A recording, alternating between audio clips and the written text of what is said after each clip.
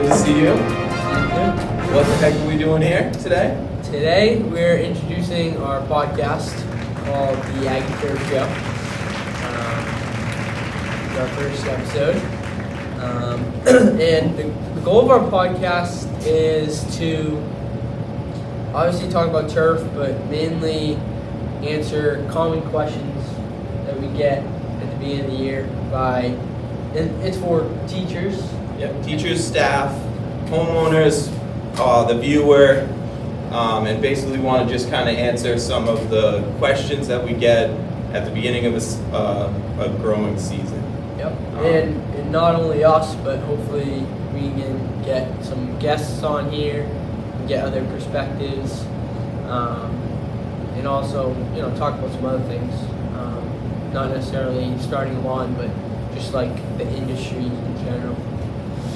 Yep, first I want to thank Mr. Kennedy for letting us use the Arbor Garage on episode 1 today. This is kind of a trial run. Jack and I aren't podcast experts, but we're going to try to figure this out as we go. Like Jack said, we're going to have some guests. Episode 2 is going to bring back a famous Aggie alumni who's also in turf grass science. So, look forward to that. How many times do you think we'll do this? Hopefully a lot. Like, what's the game plan? Are you thinking once a week, once every 2 weeks? I think once a week would be cool, but I don't know. Yeah, you're a busy guy. I don't know if we can make that happen. I think we should definitely try to commit to at least once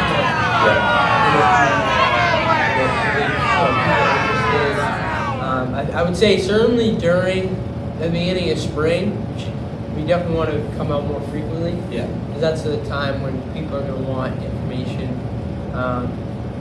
So I think that'll be important. Yeah, I think so. And we can, we can start anywhere. I sort of started doing the lawns around here and the lawns in my house, just cleaning up the debris on the lawn. Yep. So we'll start with that. We can go into, soil samples and fertilizer and all that stuff down the line here. So Pat. Yes. How did you get into the turf industry? Whew, long story. Okay. It's you gotta fill off the podcast. Well, it's kind of a little bit different than your story. When I graduated from high school, I got into a really good school, and they told me I could play sports and go to school for another 4 years, and I was all in. I had no idea what I wanted to do. But when I graduated from college, I was sort of waiting to do something else, and in that time, I got a job at Walpole Country Club on the grounds, and I loved it.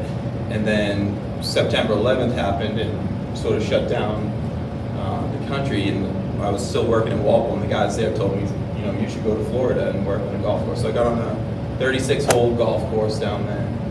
What was the name of the golf course? St. Andrews. St. Andrews. Not the St. Andrews from Scotland. Okay. It's an original golf. That's like the home of Tom Morris, and like anybody who follows golf, it's a legendary course, but not that one. This is the one in Boca Raton, Florida. So you work at not the legendary one? Yes. Okay. But I met a legendary golfer. Okay.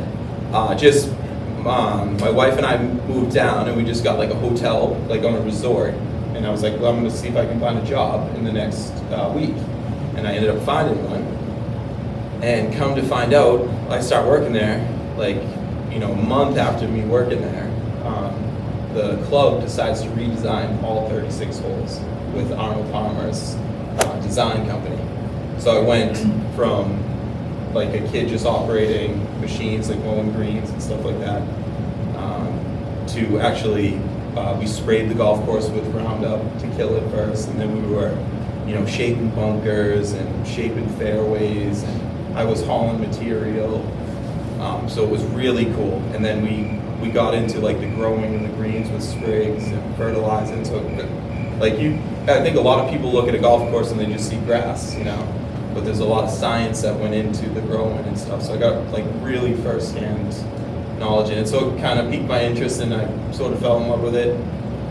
Then we moved back here, and I started going to school. Yeah. Is this when you went to UMass? Well, I started at Penn State like online, Okay. and then I sort of finished my stuff at UMass. Okay. because the online stuff was kind of hard, but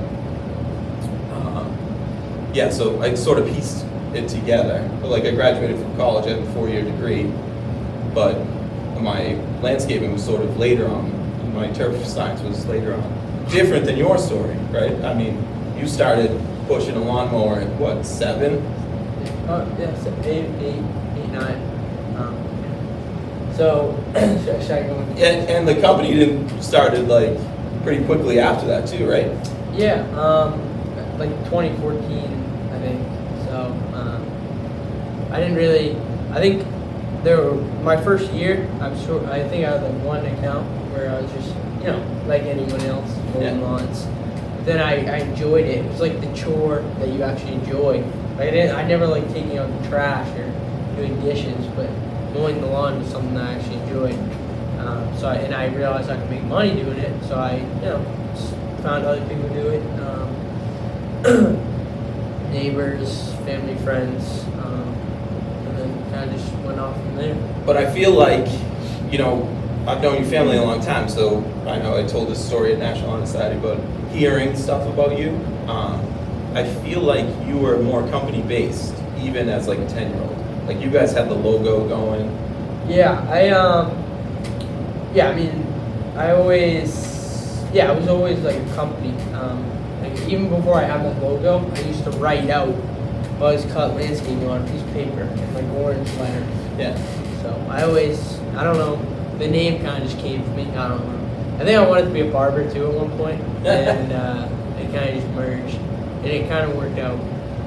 Yeah, it's catchy. I think like someone who's starting, when you were starting at that age, I'm sure a lot of your neighbors were like, "Oh, buzz cuts," it's like catchy. Exactly. Yep. It's kind of adorable, you pulling up with your lawnmower and your string trimmer. Yes. I would have hired you if I was in there. Now, did you actually get into Gronkowski's neighborhood? I did. Currently, I have 2 accounts there. I'm hoping to make them full service accounts next year. Yeah. They're this upcoming year, and expand from there. Last year, I helped one person out with mowing, and then I did mulch jobs for both. I did a rock installation at one of the houses in the beds. So like good projects. But I'm hoping this year I can kind of go all in there.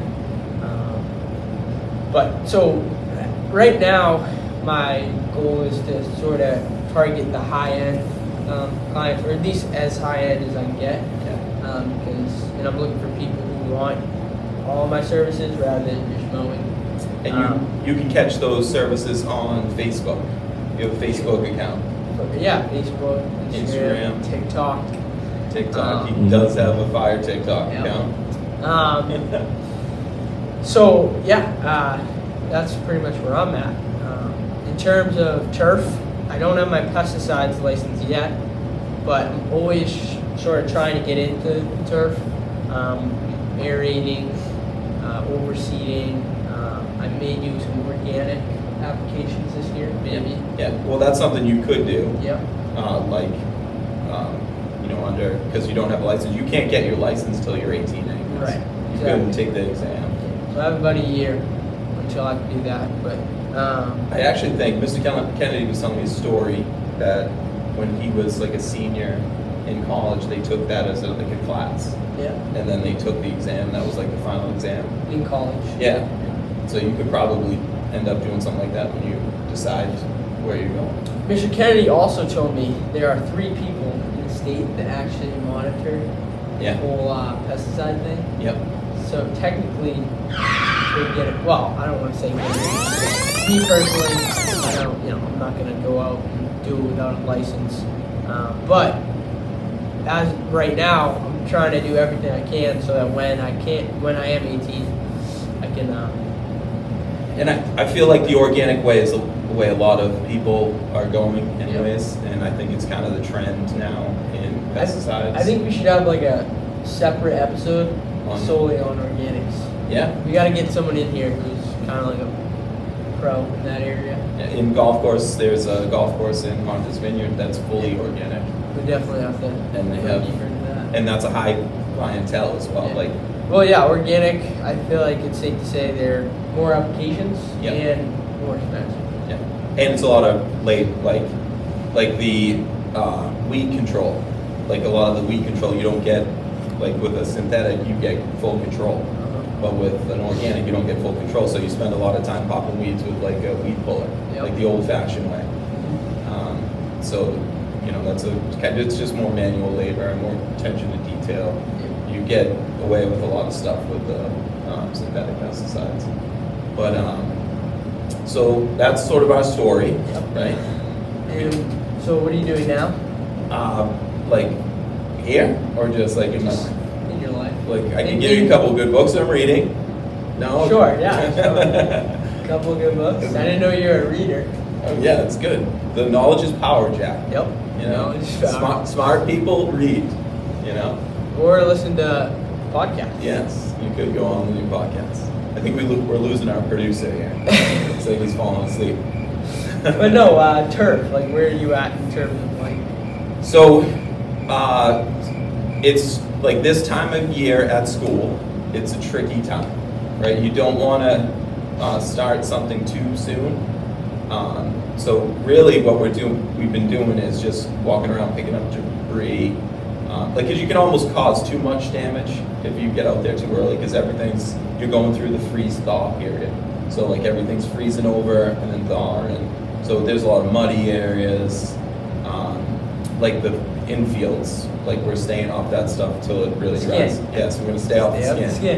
Did you get on it today at Fenway? Nope. Well, I wasn't there. I wasn't there today, but yesterday I stayed. Good. But no, I meant like for people that watching this who don't know who you are, like what are you doing right now? Like your job? Like, I'm the grounds foreman, Yeah. basketball coach, Yeah. soccer coach. That's We just not- finished our season. With a win. Yeah. Yeah. Great win. Great win. Good job today. Thank you. But yeah, here at school, we're just gonna start doing a lot of the prep that we're gonna do. We're gonna get into, like a lot of stuff we did today was just clean up. And you, what have you been doing? You've been doing a lot. Like recently? Yeah. This week I was working for Sports Turf Specialties. At Fenway Park doing the field renovation. So hopefully we can talk about that more in depth with our special guests, upcoming guests. Yes. Maybe Yes. we can Good get 'em on. tease. Very good Maybe we tease. can get them on. Yeah. I think that's a. That might be a technical difficulty too. We're gonna have to figure that out. But Oh yeah. Um, So I think I've been giving it some thought, yeah. and I think we should call them in. Yeah. As we're sitting here, Okay. call them in, or we can do something more like go to him or we'll figure it Yeah. Something like that. out. But special guests coming up. Yeah. And you can see Jack on the Fenway Park Instagram, right? Yeah, I think I made a little clip. David Beller. Great guy. Yeah. Great guy. Really good at. Think we can get him on here? I think that'd be pretty tough. He's pretty important. We'd have to get a lot of views. Yeah, A lot. that'd be rough. All right. What else? So that's the show. Yeah. We're excited to do it. I think this is going to be fun. I think people have been asking me a lot at the beginning of the growing season on how to start their lawns. And it's one of like the most challenging things I find.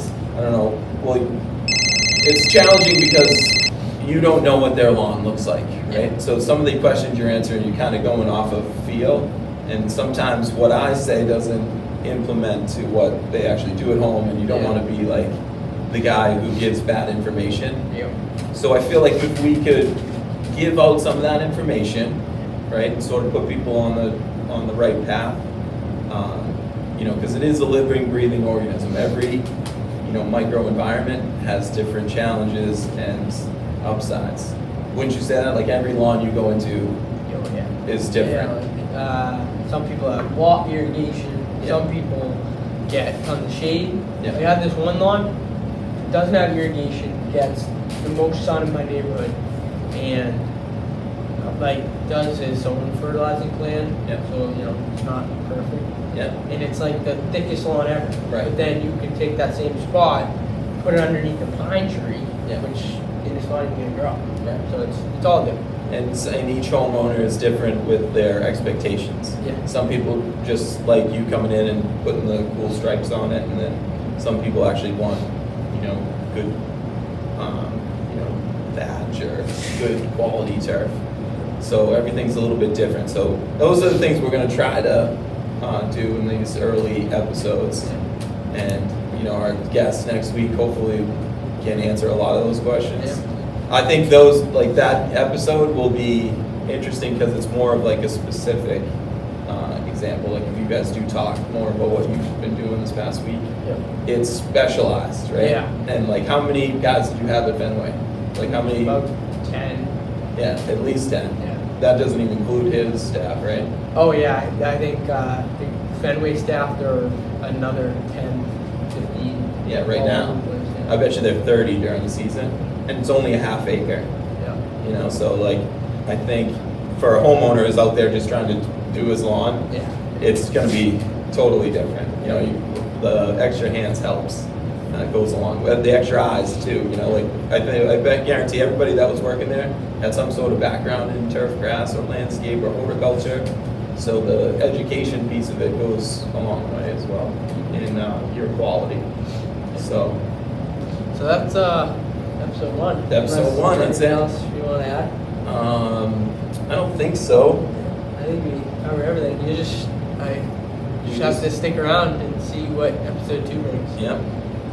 So we'll try to put this out maybe next week. We gotta run it by Miss Butler first. Yep. And, Hopefully it'll be on Aggie Times. Well, yeah, if you see this, it probably came from Aggie Times. Yeah. If not, we'll try to get a link out there. Hopefully Spotify too. We gotta figure that out. I think. I think what I'm getting out of this is we don't really know what we're doing here. So hopefully our episodes in the future have a little more technology, right? We might have to mix in a microphone. Yep. I might not have to Our spice it up. sponsors are Right. gonna get us mics. Right, sponsors, right? We gotta get producer Deli some more help. We need a lighting crew, and that's it. Thanks for joining us. Thanks, Mr. Kennedy. Thanks, Jack. We'll see you next week.